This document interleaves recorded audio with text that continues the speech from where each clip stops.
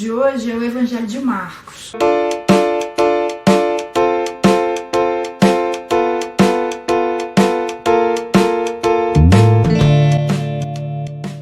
Na semana passada a gente viu que o Novo Testamento começa com 4 evangelhos, ou 4 visões diferentes a respeito do Evangelho de Jesus. Os 3 primeiros, de Mateus, Marcos, Lucas, a gente chama de evangelhos sinópticos porque eles contam uma sinopse ou uma visão em conjunto da vida de Jesus. Mas cada um deles foi escrito para um público diferente. O Evangelho de Marcos foi escrito para os romanos, a partir das lembranças de Pedro, que era apóstolo de Jesus, e por causa disso muitas pessoas chamam esse evangelho de o Evangelho de Pedro. Porque foi escrito para os romanos, ele não se preocupa com genealogias, quase não tem profecias, mas se preocupa em explicar palavras e costumes judaicos. Esse é o evangelho mais curto, mais vivo, mais pitoresco, mais cheio de cor. E ele se preocupa em ressaltar as obras maravilhosas de Jesus. Ele conta 22 milagres, mostrando o poder de Jesus sobre as doenças, nos capítulos 1, 2, 3, 5, 6, 7, 8 e 10. Seu poder sobre a natureza, nos capítulos 4, 6, 8 e 11. Seu poder sobre os demônios, nos capítulos 1, 5, 7 e 9. E seu poder sobre a morte, nos capítulos 5 e 16. Da mesma forma que o Evangelho de Mateus tem algumas coisas que só se encontram ali, o Evangelho de Marcos também tem algumas coisas que só se encontram aqui. São detalhes como as feras enquanto Jesus estava no deserto, a decepção de Jesus com a incredulidade do povo, o apelido que ele deu para os irmãos Tiago e João, a profissão que Jesus tinha, o assombro de Jesus com a falta de fé em Nazaré, os suspiros de Jesus, a indignação dele por quererem impedir as crianças de chegarem até ele, o afeto de Jesus pelo jovem rico, o espanto dos discípulos com a pressa de Jesus em chegar em Jerusalém antes da sua crucificação e o prazer que a multidão tinha ao ouvir os ensinamentos de Jesus.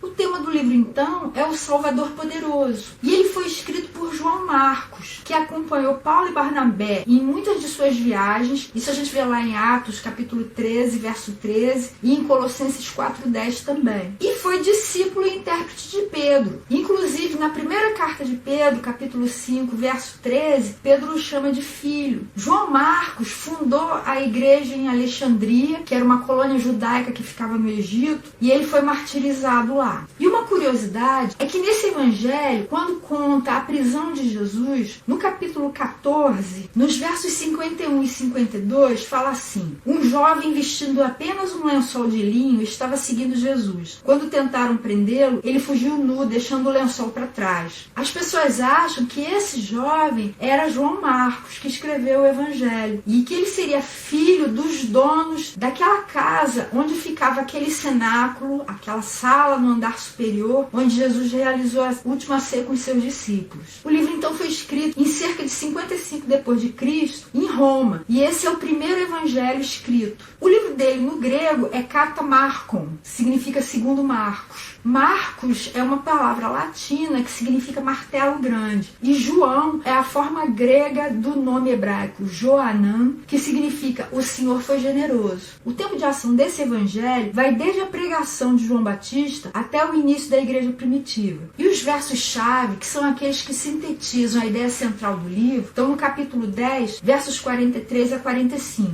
Não será assim entre vocês. Ao contrário, quem quiser tornar-se importante entre vocês deverá ser servo, e quem quiser ser o primeiro deverá ser escravo de todos. Pois nem mesmo o Filho do Homem veio para ser servido, mas para servir e dar a sua vida em resgate por muitos. Esse livro pode ser dividido de muitas formas. Eu coloquei 4 divisões. A primeira está no capítulo 1 e vai até o verso 13 e mostra a preparação do servo para a sua missão. A segunda parte vai do capítulo 1, verso 14, até o capítulo 8, verso 30 e mostra o trabalho do servo. A terceira divisão vai do capítulo 8, verso 31, até o capítulo 15, e mostra a rejeição do servo pelos judeus, pelo seu próprio povo. E a última parte, que é o capítulo 16, mostra a exaltação do servo, quando ele foi recebido nos céus. Nesse último versículo, a gente vê Jesus como ele aparece nesse livro, principalmente como o servo redentor, aquele que não veio para ser servido, mas para servir e dar a sua vida como resgate por muitos. Isso estava lá previsto em Isaías, no capítulo 42, verso 1. Eis o meu servo, a quem sustento, o meu escolhido, em quem tenho prazer. Porém nele o meu espírito, e ele trará justiça às nações. E como eu falei no vídeo sobre Mateus, a gente tem muitas aplicações práticas para a nossa vida, em todo o Novo Testamento. No Evangelho de Marcos, é só você abrir e ler qualquer versículo, qualquer capítulo, e você vai extrair muitas lições diretas para a sua vida. Mas eu vou extrair algumas que talvez passem despercebidas por você. A primeira é que Jesus tinha como prioridade na sua vida a oração. Olha o que está escrito no capítulo 1, versos 35 a 37. De madrugada, quando ainda estava escuro, Jesus levantou-se, saiu de casa e foi para um lugar deserto, onde ficou orando. Simão e seus companheiros foram procurá-lo, e ao encontrá-lo disseram: todos estão te procurando. Enquanto as pessoas estavam procurando Jesus, porque tinha muita coisa para ser feita, muita gente para ser curada, muito ensino para ser dado, e Jesus tinha só 3 anos de ministério. Jesus não se preocupava com isso não, porque ele sabia que tudo na vida dele dependia da oração, do tempo que ele tinha com o Pai, todo o poder dele, toda a sabedoria, tudo que ele precisava para fazer os seus milagres e para levar a bom êxito a sua missão, ele conseguia desse tempo que ele passava com Deus. Se isso era com Jesus, com a gente mais ainda. Nos versos 38 e 39 ele explicou assim para Pedro: vamos para outro lugar, para os povoados vizinhos, para que também lá eu pregue. Foi para isso que eu vim. Então ele percorreu toda a Galiléia, pregando nas sinagogas e expulsando os demônios. Depois desse período dele de oração, é que ele teve a diretriz mais imediata para aquele dia. Ele precisava ir para os povoados vizinhos, e foi o Pai que falou isso para ele durante esse período de oração. Você quer ter orientação para a sua vida, para as escolhas que você precisa fazer? Passe tempo em oração com Deus.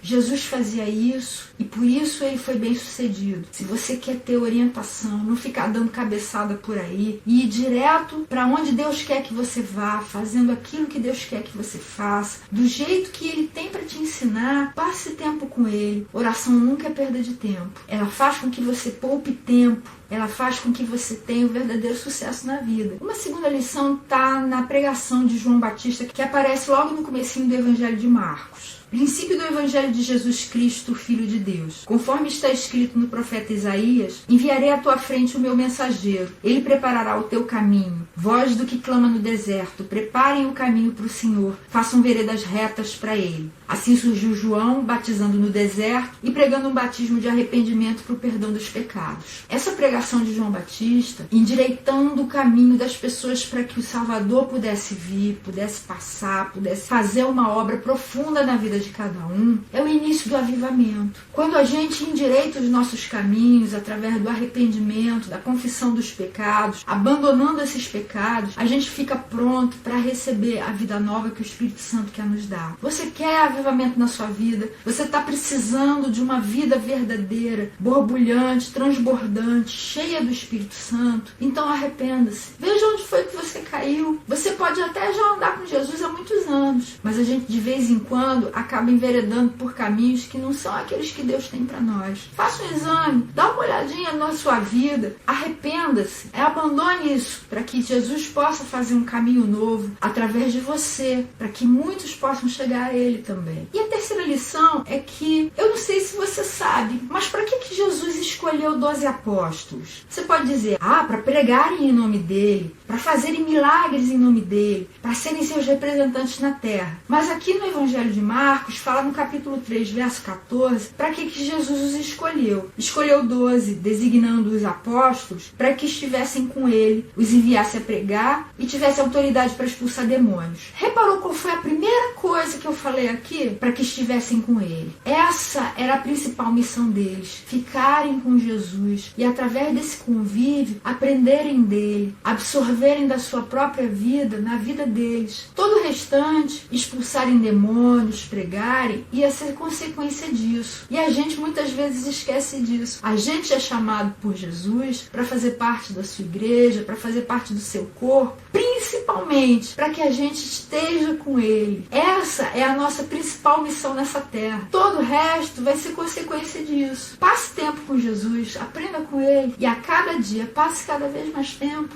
Esse foi o resuminho do Evangelho de Marcos. Ele é muito curtinho, são só 16 capítulos. Em bem pouco tempo você consegue ler tudo. Mergulhe nele, veja como ele é vibrante, como ele é dinâmico, como ele mostra Jesus fazendo muitas obras. Mergulhe nele, você vai gostar. Você vai ver muita coisa que eu não falei, que está escrito ali para a sua vida. E na semana que vem a gente vai ver o Evangelho de Lucas, que já foi escrito para os gregos. Na semana que vem a gente se encontra.